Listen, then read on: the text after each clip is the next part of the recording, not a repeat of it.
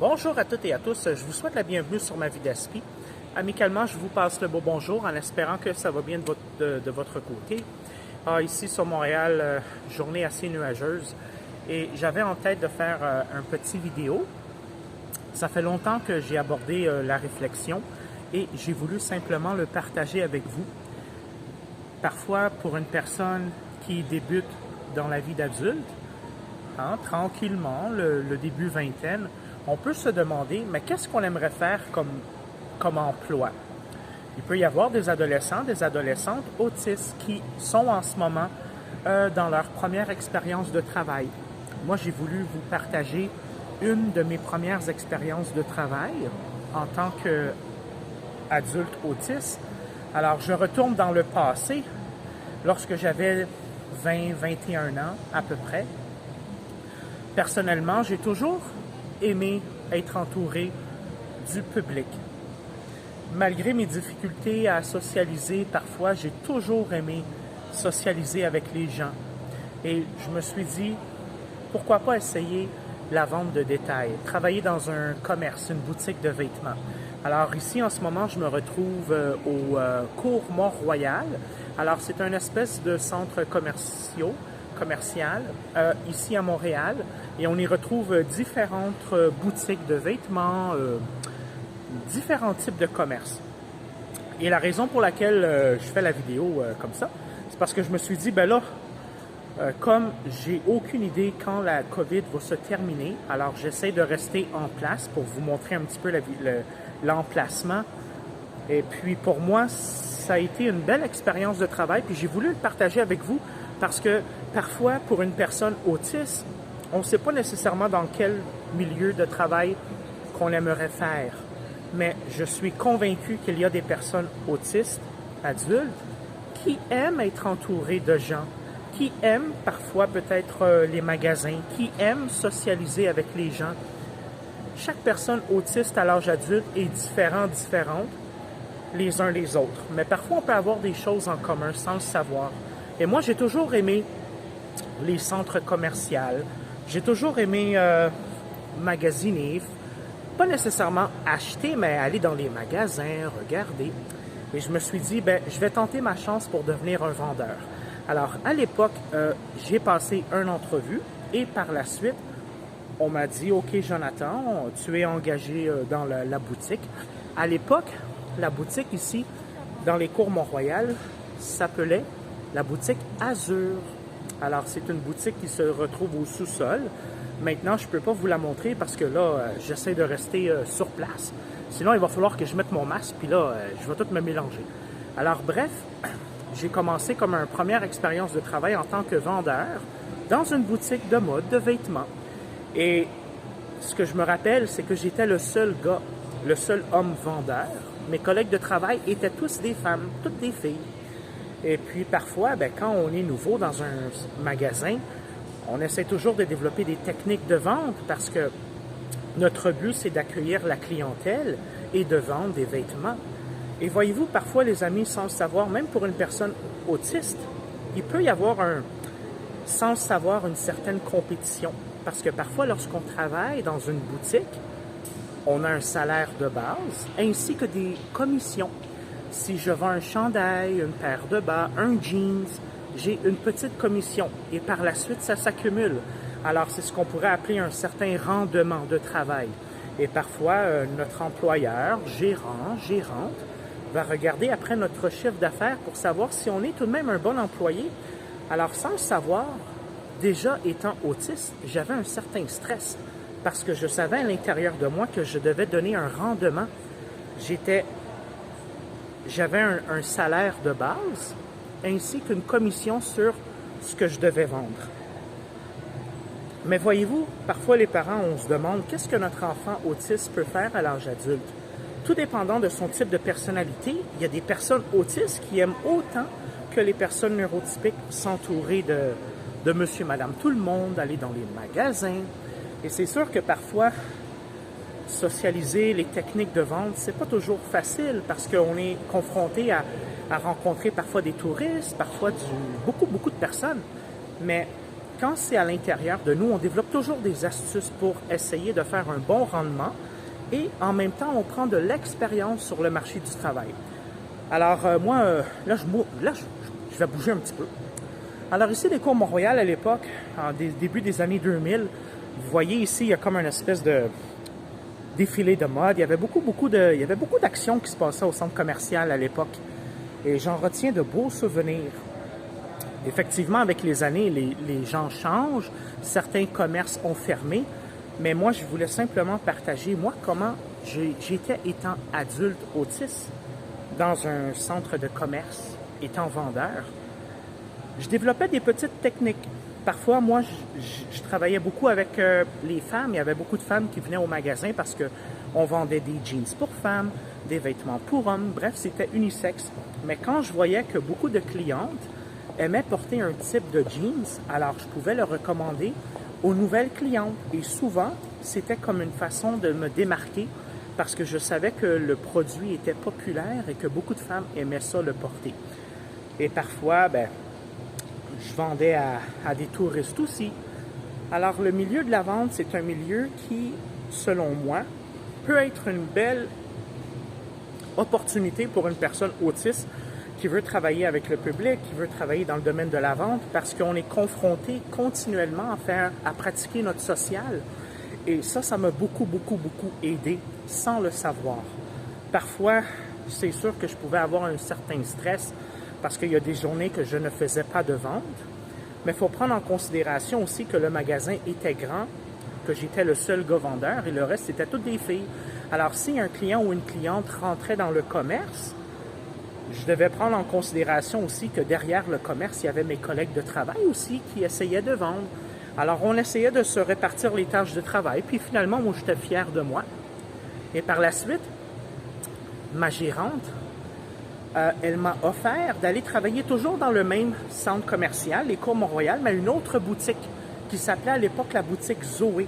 Et là, j'étais totalement seul comme employé. Alors, je gérais la caisse. Parfois, pour une personne autiste, on ne sait pas trop comment ça fonctionne, les caisses, puis manipuler de l'argent, les cartes de crédit, oh boy! Mais j'ai appris sur le tas, on me l'a expliqué tranquillement, et j'étais fier de moi, et j'étais le seul employé qui s'occupait de vendre les vêtements pour femmes dans cette boutique-là. Et j'avais toujours une astuce pour attirer la clientèle. Déjà, à l'époque, j'aimais beaucoup la musique, et je pouvais mettre parfois de la musique de différentes langues avec un bel instrumental et les gens rentraient dans la boutique et me demandaient toujours, mais c'est qui le chanteur, c'est qui la chanteuse, quel groupe que c'est le fun, quelle langue que c'est. Alors parfois inconsciemment, les gens rentraient parce qu'ils aimaient ce qu'ils entendaient et après ça, ils faisaient un achat parce que je pouvais aussi mettre de la musique à ma disposition. Alors là, je vais tourner un petit peu. Alors voyez-vous, parfois les amis, lorsqu'on est autiste puis on ne sait pas dans quel milieu travailler, posez-vous la question, est-ce que vous aimez ça, vous, les magasins, les boutiques? Est-ce que vous êtes une personne qui aimait parler avec les étrangers, les étrangères, le grand public en général? Je suis convaincu qu'il y a plusieurs personnes autistes qui aiment malgré tout socialiser avec monsieur, madame, tout le monde, puis qui aiment ça aussi parfois, aller dans les boutiques. Faut pas généraliser. Il y a des personnes autistes qui n'aiment totalement pas ça, puis c'est correct aussi. Moi, je vous explique juste un petit peu dans mes premières expériences de travail, quand j'ai travaillé dans le domaine de la vente de vêtements, comment que moi j'étais en tant qu'autiste. Alors, je me suis dit, je vais partager avec vous parce que j'ai aucune idée encore ici au Québec lorsqu'on va pouvoir circuler sans le masque. Mais je me suis dit, je suis dans un endroit stationné, je ne bouge pas trop. Et j'ai voulu prendre une chance de faire la vidéo à visage découvert dans le centre commercial. Et j'en retiens un beau souvenir. Ça n'a pas toujours été facile, mais ça m'a beaucoup aidé d'une certaine façon à socialiser avec les gens. Et je me dis, plus jeune, que l'on apprend tout de même avec nos expériences de travail, mieux que c'est pour notre parcours de vie en tant qu'adulte. Voyez-vous, moi en ce moment, pour ceux qui regardaient parfois mes vidéos, je ne travaille pas. Il y a diverses raisons pour lesquelles je ne suis pas sur le marché du travail en ce moment. Il y a aussi parfois l'anxiété qui se développe aussi avec l'âge adulte. Parfois, il peut y avoir aussi la médication. Parfois aussi, on s'aperçoit qu'on n'est pas comme on était plus jeune. Il y a différentes raisons pour lesquelles parfois une personne autiste peut être sur le marché du travail et par la suite, pour un certain laps de temps, ne travaille pas. Mais moi, je vous dis positivement, une belle expérience que j'ai eue quand j'étais plus jeune, début vingtaine, travailler dans une boutique de vêtements. Ça nous donne une certaine confiance, ça nous donne à connaître un peu le milieu du vêtement, ça nous donne aussi la chance de socialiser avec des gens, et même si l'on fait des erreurs, c'est pas grave, parce que nul n'est parfait. Mais moi, je trouve que ça a été une belle expérience, puis j'ai simplement voulu le partager de façon amicale avec vous. C'est sûr que lorsqu'on est un parent d'un enfant autiste, on ne peut pas toujours penser à qu'est-ce que notre enfant va vouloir faire dans son travail au courant de sa vie. Alors, je m'adresse surtout aux personnes autistes ayant un TSA, qui n'ont pas de déficience intellectuelle, qui sont des autistes verbales. Parfois, l'autisme, les amis, c'est très vaste, c'est large. Il y a différents types d'autisme. À ce que j'ai pu comprendre, c'est que pour la grande majorité des personnes qui regardent divers de mes vidéos sur ma vie d'ESPI, vous êtes similaire un peu à moi. Vous avez un TSA, vous êtes capable de fonctionner dans votre vie de tous les jours, mais parfois ça demande un certain encadrement. Parfois on a besoin de demander conseil, mais on est capable de faire tellement de belles réalisations, puis on est capable aussi d'intégrer le marché du travail. Il y a parfois des centres d'insertion aussi qui peuvent nous aider à intégrer le marché du travail. Mais parfois, les centres d'insertion, je veux dire, ce n'est pas garanti que nous allons aimer les tâches de travail. Vous savez, parfois, quand j'étais plus jeune, j'ai voulu faire affaire avec des agences de placement pour personnes ayant un TSA. Mais parfois, c'est le salaire qui ne me convenait pas, parce que c'était tout de même un salaire très bas. Et parfois, ça pouvait être à l'extérieur de ma ville. Il y a des entreprises d'insertion, mais vous savez, le Québec, c'est grand. Montréal, c'est grand. Il y a Montréal-Nord, il y a Montréal-Ouest, il y a Montréal-Est, il y a Vous savez, c'est grand, Montréal. Mais je trouve que c'est une belle opportunité aussi, peut-être, de faire une première expérience de travail dans les agences d'insertion qui nous offrent la chance, à nous, les personnes autistes, d'intégrer le marché du travail. Il n'y a pas juste le milieu de la vente, il peut y avoir le domaine de la nourriture, être cuisinier, être cuisinière. Mon premier emploi, ça a été ça, avec une entreprise d'insertion. À l'époque, ça s'appelait Insert Jeune. Je me rappelle encore, sur la rue Bélanger, près du boulevard Viau, j'étais aide cuisinier. Ça a été mon premier emploi. Alors, on préparait des buffets, parfois pour les écoles, parfois pour les télévisions. Vous savez, on faisait de la nourriture à grande échéance, de grosses portions. On était c'est ça. Mais moi, la raison pour laquelle j'ai intégré ça, c'était parce que c'était une entreprise d'insertion pour les jeunes qui n'avaient pas terminé leur secondaire 5 et qui voulaient avoir une première expérience d'emploi. Alors, à l'époque, j'avais peut-être 15-16 ans. Puis j'étais fier de moi. J'ai appris tranquillement à aider le cuisinier. Puis parfois, j'allais aussi à la plonge faire la vaisselle. Ça me dérangeait pas. Mais la raison pour laquelle j'ai perdu, je pense bien, mon emploi, c'est que je me rappelle encore, ici au Québec, on a différentes chaînes de télévision. Et il y avait la chaîne Radio-Canada qui avait commandé un certain buffet de notre entreprise pour probablement les employés ou une réception, bref, mais je me rappellerai toujours. On devait faire des tartes au sucre et il y avait des contenants en plastique. Il y avait le sucre et il y avait le sel, mais le couvert avait été changé de place et je m'en suis pas aperçu et sur le couvert, c'était marqué, on va dire, sucre. Mais quand j'ai préparé le sucre pour faire de nombreuses tartes au sucre, une cinquantaine, c'était tout du sel que j'avais mis à l'intérieur. Alors, quand les tartes finalement étaient terminées, le chef, le cuisinier, avait goûté pour savoir si c'était correct, tu sais, un petit morceau. Puis, il a goûté le sel, c'était pas du sucre. Fait que là, il a dit, c'est qui a fait ça? Moi, j'ai dit, c'est moi Jonathan qui a fait ça. Ah, là, il était pas content, le cuisinier, parce qu'il avait perdu toute sa batch de tarte au sucre. J'avais mis du sel. C'est des erreurs que parfois, même dans le parcours de vie d'une personne autiste, on peut faire. Puis c'était pas méchant. J'aurais dû peut-être goûter ou j'aurais dû prendre en considération, mais parfois le sucre et le sel, je présume que ça se ressemble un petit peu, peut-être. Bref, les amis, ça m'a fait plaisir de faire la vidéo, puis j'ai voulu faire un double vidéo, un double écran, juste pour vous montrer un petit peu comment ce que c'est. Puis si ça a pu aider juste une personne, ben ça va m'avoir fait plaisir de partager la vidéo avec vous.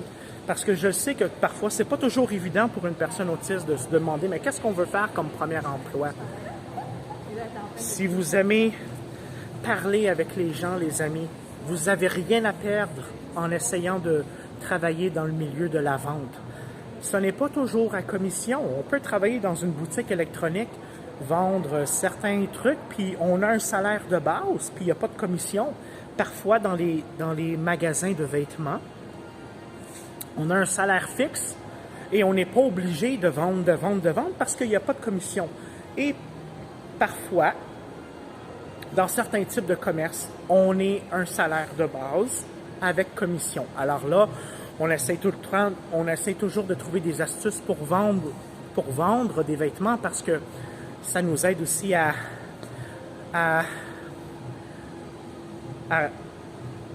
entretenir le chiffre demandé de vente. Vous voyez ce que je veux dire? Si vous travaillez dans un emploi, que vous avez un salaire de base, mais que vous êtes payé à commission, ça veut dire généralement que vous devez vendre divers objets dans le magasin pour monter les ventes.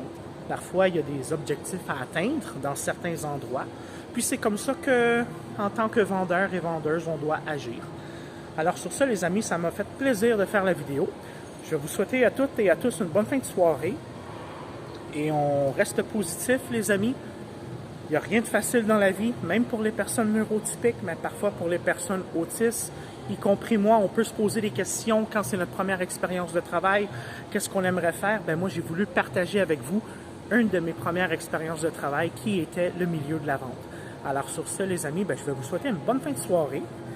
Puis un beau bonjour à vous les parents, puis à vous les personnes autistes. Puis je vous dis à la prochaine. Bye bye tout le monde.